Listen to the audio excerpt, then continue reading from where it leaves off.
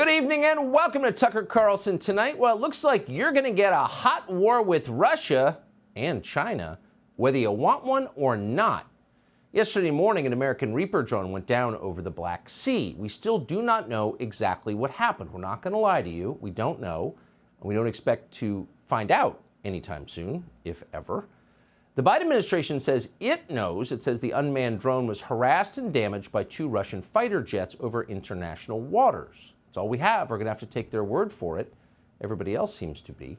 Lindsey Graham didn't ask many penetrating questions. No, he moved immediately, seized the opportunity to demand that the Pentagon attack the Russian Air Force. Here he is. Well, we should hold them accountable and say that if you ever get near another U.S. set flying in international waters, your airplane would be shot down. What would Ronald Reagan do right now?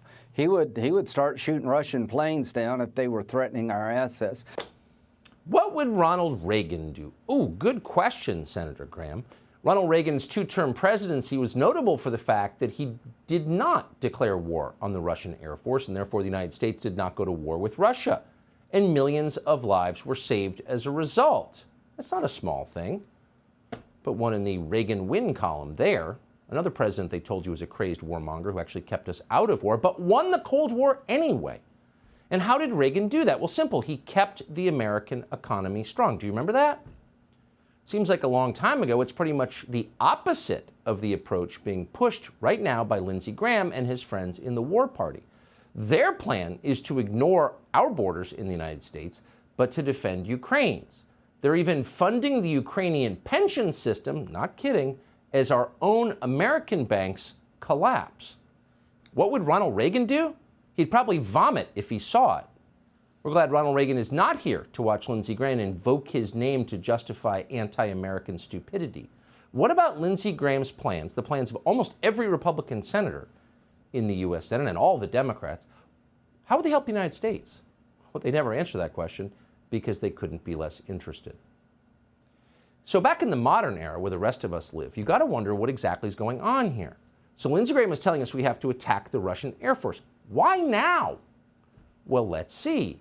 On Monday, there was a major development in the 2024 presidential race. We sent out a list of questions to the likely Republican candidates, and we asked them where they stood on the war in Ukraine. And we fully expected that most of them would agree with Lindsey Graham and virtually every office holder in Washington, D.C. But no, that's not what happened. In fact, the opposite happened. Virtually without exception, every Republican presidential hopeful, from Donald Trump, long on the record, to Ron DeSantis, to Greg Abbott, Kristi Noem, Vivek Ramaswamy, and others, has turned against the idea of a hot war with Russia. In fact, Ron DeSantis described what is happening in Ukraine as a, quote, territorial dispute that is not even in the top 5 critical national security concerns of the United States. Hardly anybody imagined that Ron DeSantis thought that, but he does, and he's on the record saying so. What does that mean? Well, it means that the Republican presidential nominee, almost no matter who it is, will oppose an open-ended commitment to fund the war in Ukraine in order to fight Russia forever. Now, their position is in fact fully in line with the overwhelming majority of conservative voters, the ones who choose the Republican nominee. But those voters have been utterly disenfranchised for the past year as Lindsey Graham and the Atlantic magazine and the ghost of Ronald Reagan have been permitted to speak for them in bad faith. But it's not just conservative voters who don't want war with Russia, it's the majority of all voters. And now there are people running for office, in fact, the most powerful office, who agree with voters, as in a democracy. So for the War Party in Washington, this is a flat-out disaster. Oh, the people don't want it. We just spent 2 years lecturing you about democracy, but the bulk of the population and the people they're about to run against Joe Biden oppose it. How can you defend democracy and push a war that the population doesn't want? Oh, you can't. So they're panicking. And their response is really interesting. Instead of responding with arguments or reasons, instead of convincing Americans that war with Russia will benefit them in some way, they're just pushing ahead for that war with Russia. They don't care about Ukraine at all. Ukraine means nothing to them. If it did, they would want to halt the war because apparently more than 100,000 Ukrainians have already died. But they don't care. They're keeping the war going. That's how much they care about Ukraine. So they're pushing us to war. And by the way, shooting down Russian jets that don't fire on us first is an act of war. It's the definition of an act of war. And of course, Lindsey Graham, steeped in all things military, knows that perfectly well. So we asked Lindsey Graham to come on the show, as we have so many times before, to explain why should we start World War III. He, of course, declined, as he has so many times before. But he doesn't need our help. The rest of the media, everywhere, is foursquare behind him, as always. Here's Jeb Bush's former press secretary. A former Mueller investigator said to me, I think about 18 months ago now, that the next Russian election interference won't run afoul of any laws. They're that good. They'll just get their signals from which candidates who in questions asked by Tucker Carlson, there are no accidents here, and answered by Ron DeSantis and Donald Trump, it's abundantly clear who Russia would be interested in aiding. So if you disagree with those children, you are committing election interference on behalf of Vladimir Putin. How low could political rhetoric go? Is it even possible to get lower? Well, that seems to be the nadir right there. And then the moron in the seat nods, sage, oh yes, that's exactly right. It's election interference to, as a candidate, take a position that's consistent with what the majority of voters want. Wow, dystopian. And if you answer those questions in ways that Jeb Bush's former press secretary doesn't like, you're a disloyal American. Here's more from MSNBC. DeSantis wants to appease Putin, calling the brutal invasion of Ukraine nothing more than a territorial dispute. It's the latest sign that the party of DeSantis, Trump, and Tucker is seriously out of touch with the views of most Americans. Ron DeSantis, who is parroting Vladimir Putin and Kremlin talking points by calling Russia's invasion of Ukraine a, quote, territorial dispute. Trump and DeSantis coming out with anti-Ukraine positions, pro-Russia positions, in effect. The two Republican frontrunners basically want to run away from Zelenskyy in Ukraine and into Putin's arms. The anti-woke guy, Ron DeSantis, his ideal is Putin's Russia, where there are no gay people, where there are no women in power, where they're all Christians. That's how he wants to see the world.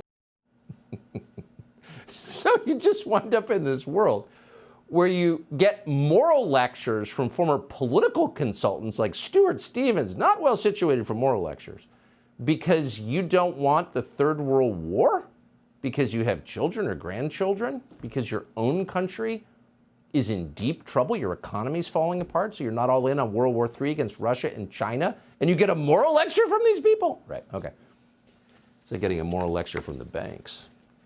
But what's interesting is there's actually a lot of news to cover here, news that the other news organizations are completely ignoring. They're basically just handmaidens to power at this point. They're not even pretending. But if you were paying any attention at all, if you thought for even a moment, I'm a journalist, I should cover the news, you might notice that they were getting, to charitably put it, mixed messages from people in power. For example, here's Mark Milley today explaining that Ukraine is armed to the teeth with American weaponry. 2 weeks ago, the United States released another security assistance package, which included HIMARS, ammunition, artillery, vehicle maintenance, and vehicles. The Ukrainian soldiers wear the blue and yellow of the Ukrainian flag, but the colors of 50 other nations that met today stand beside Ukraine to support the principles of the rules-based international order. Look how afraid that man looks. I almost want to play the tape again. Go back and look at that on the internet. That man is afraid. What's he afraid of? It would be interesting to know. But what he just told us is we've sent a huge amount of material to Ukraine, artillery, ammunition, 100 billion. So that would suggest that the Ukrainian military has a lot of equipment. They're well armed. Oh, but no, at the very same time that Mark Milley's telling us that, the Pentagon, just yesterday, informed us that actually Ukraine is running out of munitions. There's reports out there from the battlefield that the Ukrainians are running out of munitions. They're having shortages. Is that a concern for the Pentagon, and what's the Pentagon doing to alleviate that problem? Yeah, so as we've been doing since the beginning of this campaign, we're continuing to do everything that we can to ensure that we're meeting Ukraine's needs, whether it's ammunition, whether it's air defense, armor. You've heard us talk extensively about that. Tomorrow's discussion, of course, will be another opportunity to bring the international community together to focus on Ukraine's most urgent needs, to include ammunition.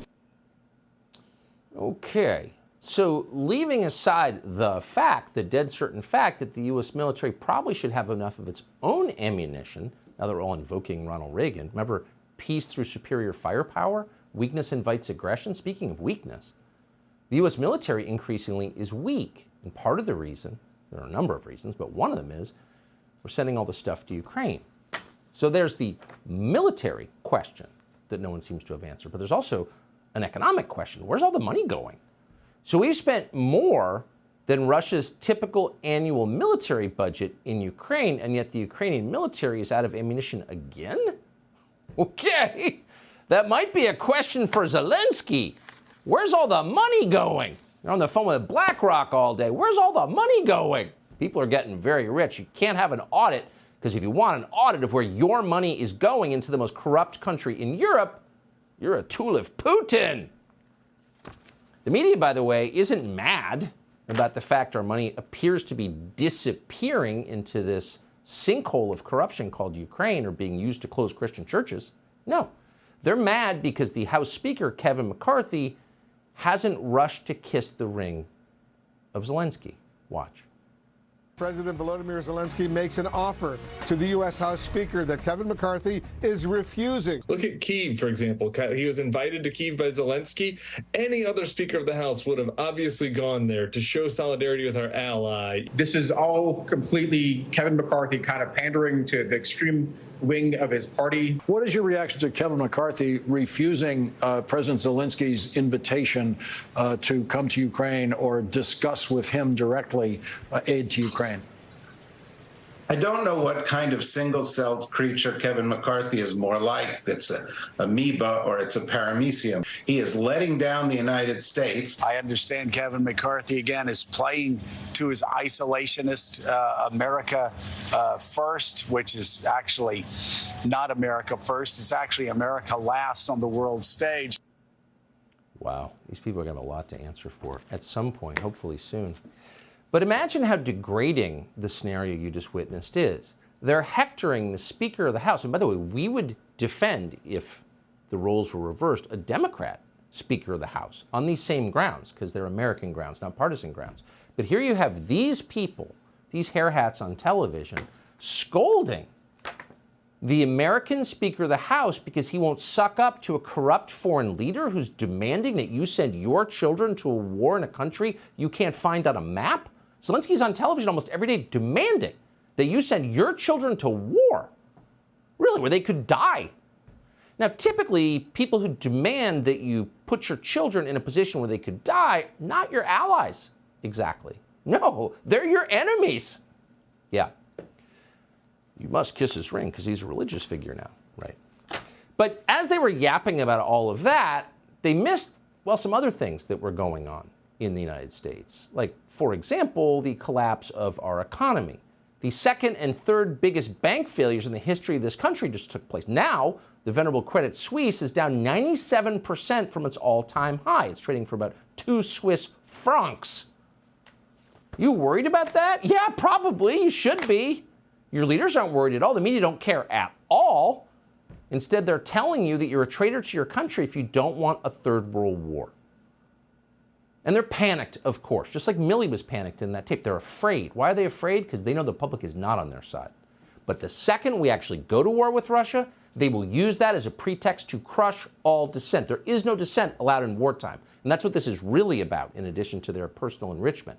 It's about changing the domestic politics of the United States. The second we can all say we're at war with Russia, not in effect, but in reality, in a hot war, which is what they want, that's the moment that you are no longer allowed to express your opinions. And the penalty is jail during war. It's happened a lot, and they want that now. Hopefully, on the basis of the questionnaires we received, other people will take charge soon and save us from this lunacy. Subscribe to the Fox News YouTube channel to catch our nightly opens, stories that are changing the world and changing your life. From Tucker Carlson Tonight.